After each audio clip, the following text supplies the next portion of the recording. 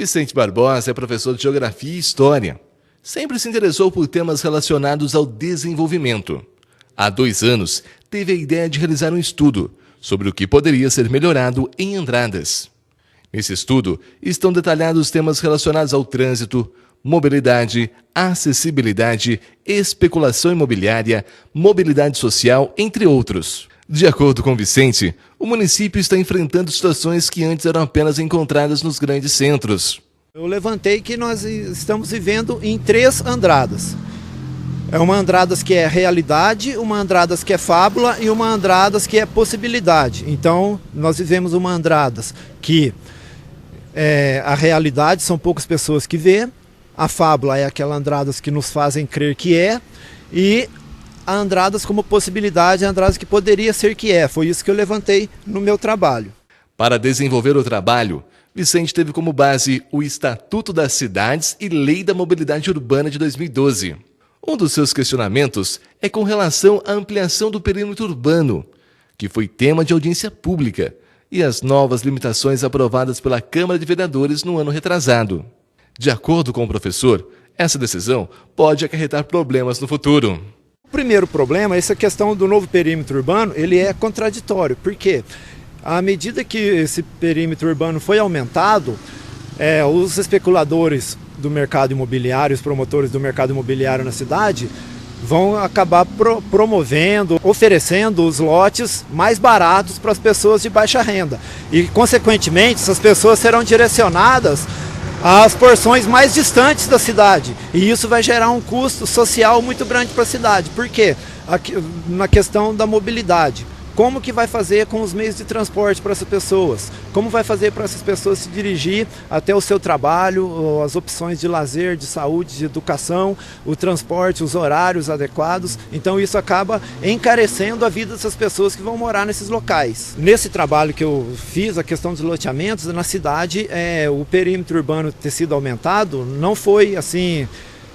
Não é útil para a maioria da população, porque a cidade possui imensos vazios demográficos bem próximo da área urbana. E o Estatuto das Cidades determina que sejam combatidos os vazios urbanos. Eu não observei, não estudei a questão ambiental dentro dessas áreas que estão inabitadas. Mas numa observação de geógrafo, eu vejo que tem muita área que dá para ser habitada aqui próximo à cidade e essas pessoas estão sendo direcionadas às regiões mais distantes. Entre os temas levantados pelo estudo, Vicente também observou que faltam melhorias para os pedestres. De acordo com ele, algumas calçadas são muito estreitas, não oferecem segurança e algumas delas, postes atrapalham o acesso. Na opinião do professor, isto afeta diretamente toda a comunidade, incluindo pessoas com algum tipo de deficiência. A gente não pode confundir acessibilidade só com a questão do deficiente. Se nós observarmos aqui, em frente ao Banco do Brasil tem uma passarela elevada, em frente à maior empresa da cidade tem uma passarela elevada, em frente ao maior supermercado da cidade tem essa passarela elevada.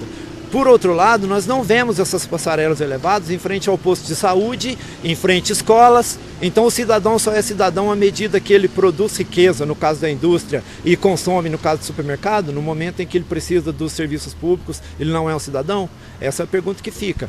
Então isso já está ferindo aí uma questão do direito à cidade que o cidadão deve ter. Na questão da acessibilidade para deficientes, se nós observarmos as calçadas da cidade, a gente vai ver 2 noções diferentes, a noção de desenho adaptável e a noção de desenho acessível. O desenho adaptável nada mais é do que um desenho, no momento em que aquela obra foi construída, não teve a observância a respeito do problema da acessibilidade. Então ela foi adaptada para oferecer acessibilidade, mas ela não leva em consideração os diferentes problemas de mobilidade que uma pessoa pode apresentar. Vicente apurou ainda que os pontos de ônibus que existem na cidade não atendem aos quesitos necessários e nem oferecem conforto aos usuários. Se você observar os vários pontos de ônibus que tem na cidade, nós não temos uma cobertura para essas pessoas ficarem. Hoje, por exemplo, é um dia que está chovendo, essas pessoas não vão ter meio de ficar na parte coberta, muitos vão desistir de pegar o transporte por conta de ficar na chuva. Então é um desrespeito à lei de mobilidade urbana e a prioridade que ela determina os usuários do transporte coletivo e os usuários de transporte não motorizado. Mais um questionamento levantado tem relação com ciclovias. De acordo com Vicente, a cidade deve oferecer esta alternativa para a comunidade. Apesar de já existirem algumas, observa que falta este espaço nos novos bairros e também em pontos das áreas centrais. Se nós olharmos também na questão, voltando lá na questão dos loteamentos, eu acredito, do pouco que eu observei, no projeto desses loteamentos não existe a questão das ciclovias. Nas andanças que eu tive aqui pelo perímetro urbano da cidade, somente na parte asfaltada nós temos apenas 1.600 metros de ciclovia, quando daria para ter mais de 10 quilômetros de ciclovia. Se for colocar a questão das estradas que ainda serão pavimentadas, dá para atingir mais de 20 quilômetros de ciclovia. E é importante salientar que todos esses aspectos envolvem a questão social, qualidade de vida. A gestão do transporte na cidade precisa ser integrada, precisa procurar as entidades de classe para poder desenvolver um estudo melhor sobre a mobilidade na nossa cidade. Esse é um estudo que pode ser analisado pelas autoridades, que têm a oportunidade de ver a viabilidade das propostas e talvez traçar novos planejamentos.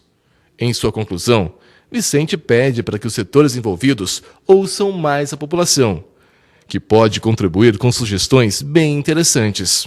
A participação popular, a população precisa participar mais e o poder público precisa estimular mais a população. Não é chamar a pessoa, o grupo social, na sexta-feira, dizer que a reunião é na terça. E isso é muito vago, isso não dá oportunidade das pessoas prepararem o material para ir lá e apresentar. Chega lá, elas não serão ouvidas, não serão bem atendidas e os problemas continuarão. E precisa também uma repetição da participação.